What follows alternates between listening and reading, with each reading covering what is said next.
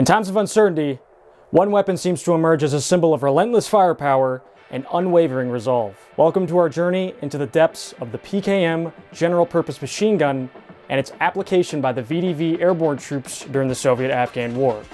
I am your host Seth, and welcome to the Kurshiki Supply Co. Firearms Theater.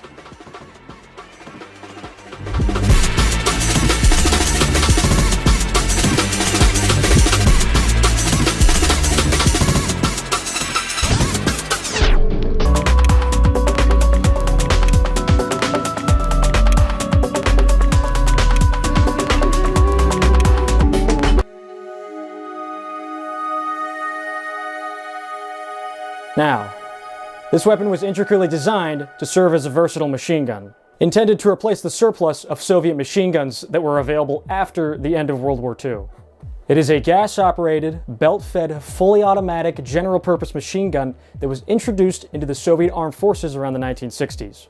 The PKM fires the 7.62x54R cartridge, the same cartridge that's used in the infamous Mosin Nagant rifle. With a cyclic rate of around 650 to 750 rounds a minute, this weapon platform can deliver sustained fire for extended periods of time before the barrel needs to be changed.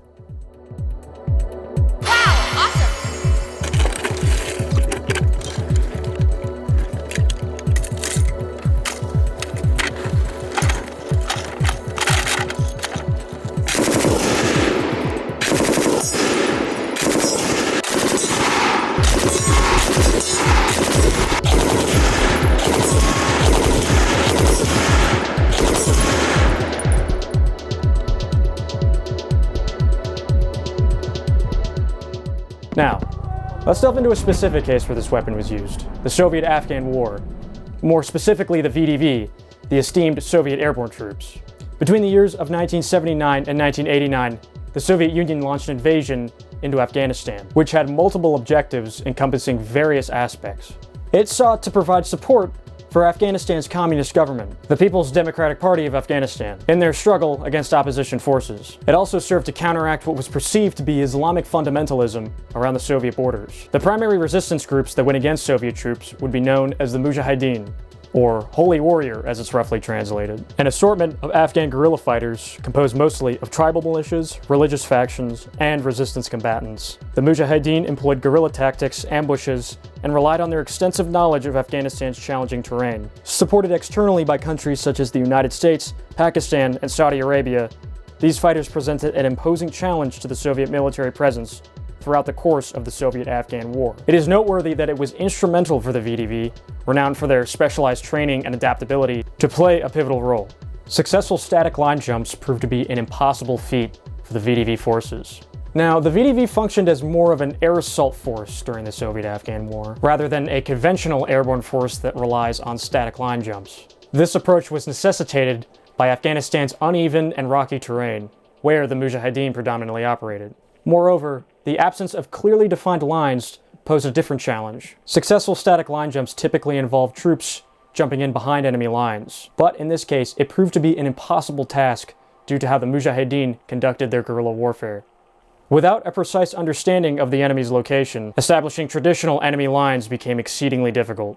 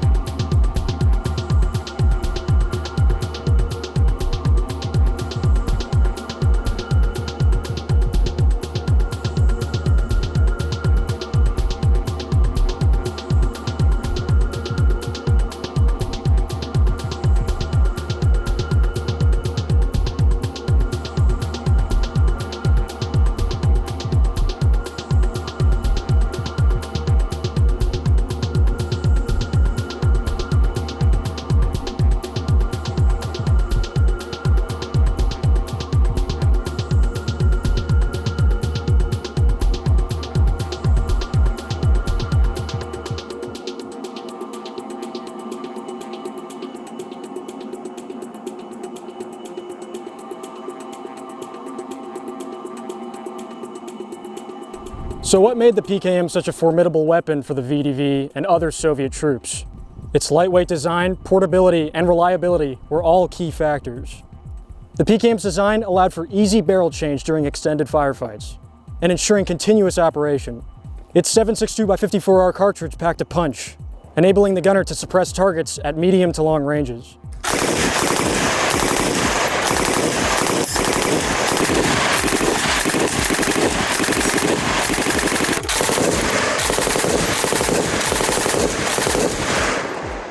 An interesting observation worth mentioning is the Soviets' utilization of the tripod mount for the PKM.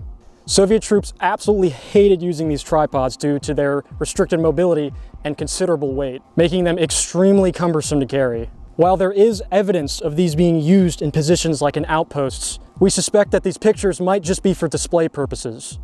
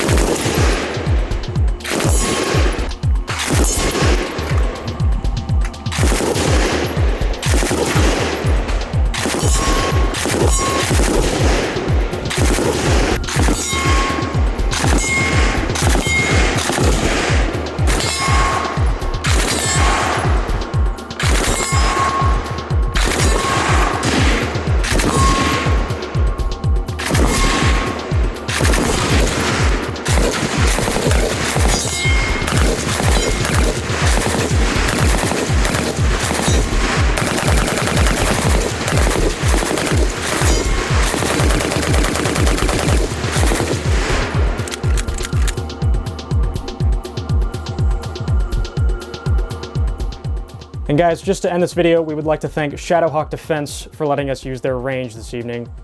Also would like to thank DNA Guns for providing the machine guns for the video. We'd also like to thank our friend Vlad on the other side of the world for providing a lot of information for this video. He made this fantastic book on Soviet VDV airborne forces during the Soviet-Afghan War. We will provide a link to his blog, website, and the book in the description of this video, as well as the other people that made this video possible.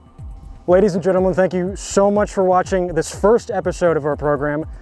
Join us next time as we continue to unravel the usage of weapons such as these and how they shape the course of history. As always, my name is Seth, and we will see you another day.